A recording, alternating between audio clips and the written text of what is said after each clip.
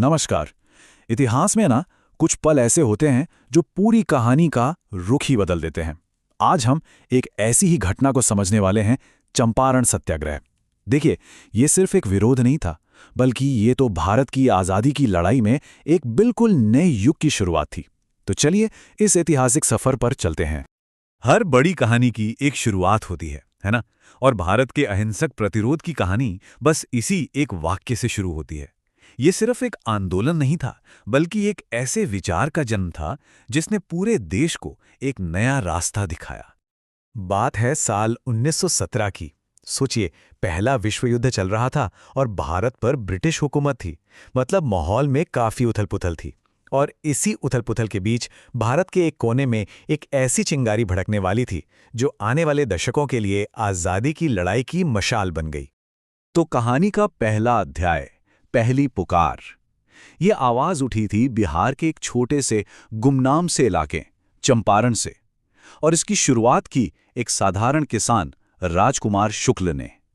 ये वो जगह थी जो नक्शे पर भले ही बहुत छोटी दिखे, लेकिन बहुत जल्द ये पूरे देश के लिए उम्मीद और प्रेरणा का एक बहुत बड़ा प्रतीक बनने वाली थी। लेकिन सवाल यह है कि ये पुकार उठी ही क्यों?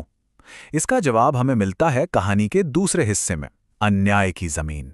आइए देखते हैं कि चंपारण में उस टकराव की असली वजह क्या थी। देखिए, संघर्ष का कारण बहुत सीधा सा था। एक तरफ थे चंपारण के किसान। वो क्या चाहते थे? बस इतना कि अपनी जमीन पर अपना पेट भरने के लिए अनाज उगा सकें। और दूसरी तरफ थी ब्रिटिश सरकार और बागान मालिक, जो उन्हें तिनकठिया सिस्टम के तहत जमीन के एक हिस्से पर जबरन नील की खेती करने पर मजबूर कर रहे थे। क्यों? क्योंकि यूरोप के बाजारों में नील से उन्हें जबरदस्त मुनाफा होता था। इस पूरे अन्याय की जड़ में बस एक शब्द था, जबरदस्ती। इसका सीधा सा मतलब था कि किसानों के पास कोई और रास्ता, कोई विकल्प था ही नहीं।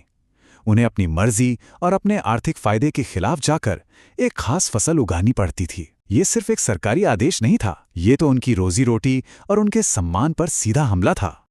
तो जब अन्याय हद से ज्यादा बढ़ गया, जब पानी सर से ऊपर चला गया, तब एक नए विचार का जन्म हुआ।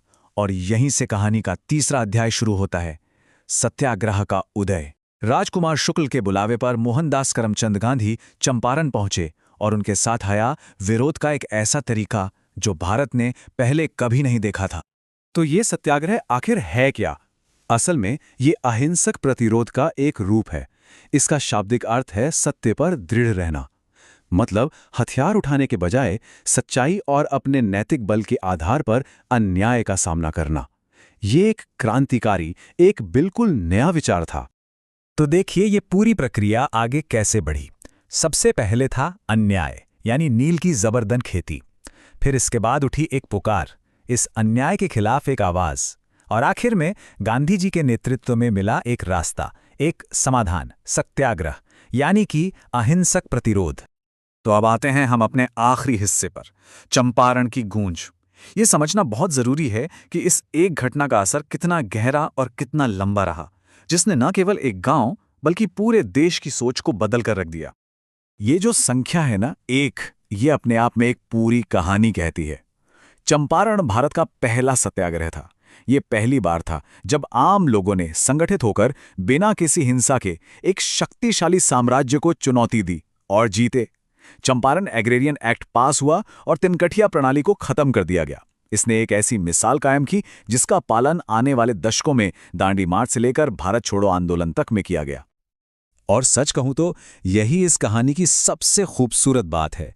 एक छोटे से गांव में अन्याय के खिलाफ उठी एक अकेली आवाज पूरे देश के लिए एक ऐतिहासिक मोड़ बन गई। इसने ये साबित कर दिया कि जब इरादे नेक हों और रास्ता सच्चाई का हो तो बदलाव बिल्कुल संभव है। आखिर में ये कहानी हमें एक बहुत गहरे सवाल के साथ छोड़ जाती है। क्या एक आवाज सच में इतिहास का रुख बदल सकती है? चंपारण की कहानी इसका जीता जागता सबूत है।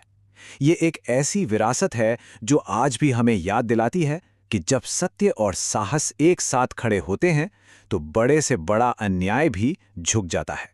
इस विचार पर जरूर सोचिएगा।